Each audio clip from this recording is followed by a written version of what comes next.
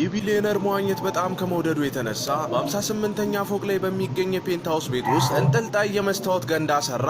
አንድ ቀንም እንደ ሁልጊዜው ወደ ገንዳው ዘሎ ገባ። ነገር ግን መዋኘት እንደጀመረ ራሰ በረሃ ሰው ከገንዳው ስር ወደሱ ትኩር ብሎ ሲመለከት አየ። ቢሊዮነሩ መጀመሪያ ላይ አእምሮ ዝም ብሎ የፈጠረው ነገር እንደሆነ ቢያስብም መስታወቱ በድንገት መሰንጠቅ ሲጀምር ግን በጣም ይደናገጥና ወደ ዳር ለመዋኘት ይሞክራል። ነገር ግን በጣም ዘግይቶ ነበር። አንድ ትልቅ በመምጠጥ የሚስብ መሳሪያ እዛው ያጠምድና መስታወቱ ሙሉ በሙሉ ተሰባብሮ ከውሃው ጋር ቢሊዮነሩ ከ58ኛ ፎቅ ላይ በቀጥታ ወደ ታች ይወድቃል። ይህ በእንዲህ እንዳለ ራሰ በረሃው ሰው በተረጋጋ ሁኔታ ጨርሶ ምንም እንዳልተፈጠረ ሆኖ ሄደ። ይህ ሰው ስሙ ጄሰን ነው። ግድያዎችን እንዳደጋ እንዲመስሉ በማድረግ የተካነ ገዳይ ነው። አሁን ላይ ግን ጡረታ ወጥቶ ጄሰን የተለመደ ህይወት በሰላም እየኖረ ነው። አንድ ቀን በረፍት ጊዜው እየተዝናና ሳለ አንድ ሚስጥራዊ ሴት ወደሱ ትቀርብና አለቃዋ ጄሰን 3 ሰዎችን ምንም ማስረጃ ሳያስቀር እንዲገድል እንደሚፈልግ ትነግረዋለች። ጄሰን ግን ወዲያውኑ እምቢ አለ። በጠባቂዎች መከበቡን ሲመለከትም ፈገግ ይልና ሁሉንም ያለምንም ጥረት ይጥላቸዋል። ተጨማሪ ጠባቂዎች ሲመጡ ግን ለማምለጥ ወስኖ በኬብል መኪና ላይ ይዘላል። ነገር ግን ሴትዮዋ ማሳደዷን ስትቀጥል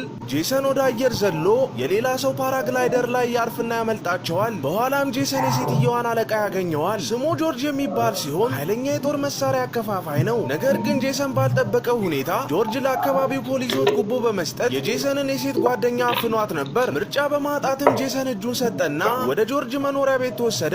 ልክ እንደተቀመጠም ከወንበሩ ታች ያለው የግፊት ቦምብ መስራት ይጀምራል። ከዚያም ጆርጅ ጄሰንን 3 ሰዎችን ግደልልኝ፣ እኔም ቦምቡን አጠፋልሃለሁ፣ እንዲሁም የሴት ጓደኛህን እለቃታለሁ አለው። መውጫ በሌለበት ወጥመድ ውስጥ ጄሰን ተልእኮውን ተቀበለ። ከዚያም ጆርጅ የመጀመሪያውን ኢላማ ገለጸለት። ስሙ ፓውል የሚባል በአፍሪካ ውስጥ በጣም እብሪተኛ የጦር መሳሪያ አከፋፋይን፣ በአሁኑ ጊዜ ደግሞ ከዋናው ምድር በ112 ኪሎ ሜትር ርቀት ላይ በምትገኝ የርቀት ደሴት ላይ በሚገኝ እስር ቤት ውስጥ